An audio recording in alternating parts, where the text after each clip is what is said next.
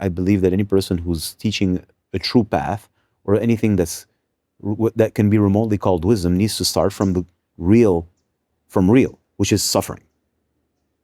And not the concept of suffering, not the idea of suffering, not the philosophy of suffering. You're fucking in pain.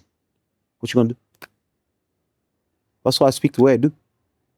I'm not a philosopher in the real sense of the word. One can say I'm a philosopher. I love to talk and I love to think and I love ideas. But at the end of the day, I don't give a shit about any of it. When I'm talking to a person, like, well, you're in pain. I said, what you gonna do? That's the entry point to everything. That's, for me, the most important thing, the only thing that matters. Not the idea. You in pain. I don't care what is the acute symptom you're having now. And if a person is wise, and you'd be surprised, most people aren't, and most people enjoy their pain because it isolates them. And the more they're isolated, the more they feel special. And the more also they're protected from the grandeur of life. And more importantly, it protects them from having to, the word is grow, Grow. I wish I had a domain name that was something.grow. That would be a cool one. It isolates you. So the pain creates a form of isolation.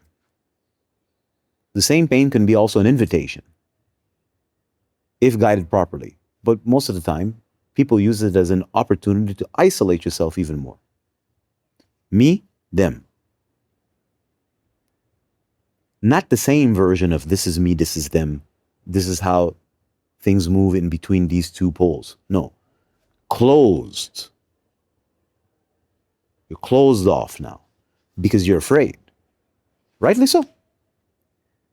Well, what does the other, that means what is, when you encounter something outside of yourself, what does that thing push you to do? I'm not going to ask you the question. Let's move forward. In the past, when real racism existed, in the 50s, 60s, 40s, 30s, you've heard it before. Let's just use the cliche of racism, black, white, Americans, all this nonsense, right? It's way bigger than that, and America is probably one of the least racist countries ever. Let that be clear, okay? This is false propaganda, of course, but let's just be clear. I've been to America, all over America, and the Americans are kind people in general, and they're all more or less at peace with each other, and the racism is at the bottom, the lowest possible, compared to other parts in the world. They're awesome. Americans are fucking great. And fuck the TV, always trying to bash Americans and make Americans hate each other. Just let's be clear. And I'm not American, obviously. Who would want to be American? So the classic story that you would see in a Disney movie is that, well, they don't know each other. And they're different. So when this one meets that one and that one meets that one, they're confronted to one another. And it obliges you to think different. Expand your horizons. Now, of course, in the Disney movie, it's going to be all gay. But let's remove the gay part. Well, I meet a person from another culture. Well, first it highlights how different I am and how we think. It highlights how I think, how I see life. Who are my gods? What are my values? Right? But by the very nature of being in front of the person who's so different than me, it highlights me. Well, that's already confronting. Whoa. Because people have ideas of themselves. Everybody does. And then when you're in front of a person who's very different than you, it highlights you more. So if you don't like what you are, or you would like to pretend that you're something that you're not, here it is in your face. So that's an invitation for growth. Then the person's in front of you. If you're open, even remotely, they'll share with you who they are, where they come from, their beliefs, their experiences, their stories, their gods, their values, which will probably be different than yours, which will do what? Well, it make you realize that people don't all think the same way, which already in itself obliges you to expand. It's like there's other kinds of people. Yeah. And they live that way. And how do they live? And what are the benefits of their lifestyle? And what are the disadvantages of their lifestyle? And what strength do that lifestyle generates, and what weakness? And what do I like? And what can I learn from it? And what I don't want, and what I don't want to take in. So therefore, it's already expanding me. If they have a strength, well, they have a strength and mine is not as strong, well, I want to learn that. I have to grow. And if they have a weakness and I don't want that, I have to strengthen myself to not let myself be invaded by their toxicity or their weakness, because weakness is a virus. So that's just the encountering of two people. So if we go back to what I was saying originally, when you have a pain, generally people use it as a shield to protect themselves, to close themselves off to the world outside. It takes strength to be in relation to the world outside because it's constantly, I don't like the word challenging you, but inviting you to discover yourself more clearly, see yourself more honestly, it will confront you to your strengths and weaknesses. And the only solution is to always grow. Growing requires a lot of energy. It requires a responsible, capable to respond system. That means a nervous system that's strong enough and powerful enough to respond constantly to the stimulation of growth. You have to grow, grow, grow. That takes a lot of energy, a lot of expansion energy. Fuck it. So let's pretend for the sake of conversation that you live in an era where there is no energy and no vitality to be able to handle growth. So the solution would be close. Now I have enough energy to close off because I've been accustomed to being closed for God knows how long. And everything in my life and everything in this world promotes closure. The food hardens you. TV numbs you. Everything makes it that it's easy to be closed off. My lifestyle, I can stay indoors and never talk to a person. I can buy food without even getting out of my house.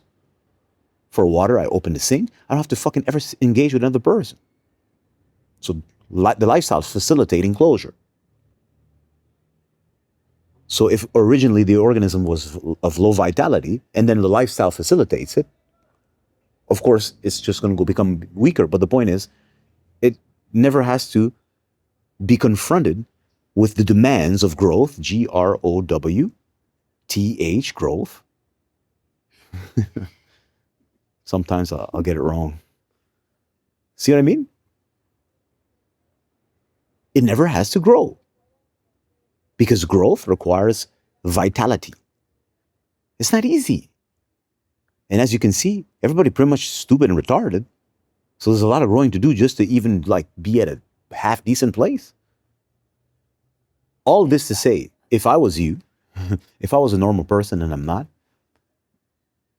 I would dedicate my life, without beyond the shadow of a doubt, to gaining strength. In the true sense of the word, because life is endlessly requiring me to grow. When you stop growing, you die. If it wasn't for the fact that society supports and promotes death, the culture of death, you're fucked. It's over for you. Especially in this day and age where everything's mixed. Once upon a time, one people could stay isolated in the middle of nowhere and never ever encounter any other people. So everybody's the same. Today's day and age, everything is mixed. That's a challenge. You're meeting all kinds of people from all walks of life, all kinds of levels of intelligence, and don't ever think that stupid people aren't challenging. Smart people are challenging, stupid people are challenging, people are just like you are challenging, people of different cultures are challenging, different religions are challenging, different ideologies are challenging. The world has never been as complex to navigate ever. So the level of strength and flexibility or fluidity required to function today, I think is at the highest peak. Perhaps that's why some saints or saintly people say those who adhere to the practice of yoga get infinite blessings in this Kali Yuga. Perhaps that's why they say this. I don't know. What do I know? I don't care about yoga even. But I know that. So if I was a normal person and I'm not, my life would be dedicated to that because otherwise there's no way to function. Now, if the weed would work, now we got the perfect solution. Just smoke that shit and we good, But it don't work. It kind of works a bit, but it's kind of sticky and gooey and gets you in all kinds of silly situations. It's not very sophisticated, very small. So it doesn't work. So once we're done with the weed, how do you navigate Babylon? That's the question. So for me, it became clear because deep down, I am a Rastaman. But what do you want? It's like, shit, this is not going to work, man. The weed ain't going to do it, man. This is too complex. And the weed is very simple machine. It's like, shit, I'm going to have to let you go, baby. I'm going to have to find something better than you. Do you see what I'm trying to say? So I would dedicate myself to that because that's how else are you supposed to function. Otherwise, you're just going to keep on closing and closing and closing and technically dying. And of course, you're going to want to find, you know, some idiot to be around you while you die so he can bring you water and tell you how amazing you are as you're dying. While you're filming yourself, look, I'm dying. Oh, I've never seen somebody die so well as you. You're a poet. You're an artist. Yes, look, I'm dying. The person is dying while acting their death.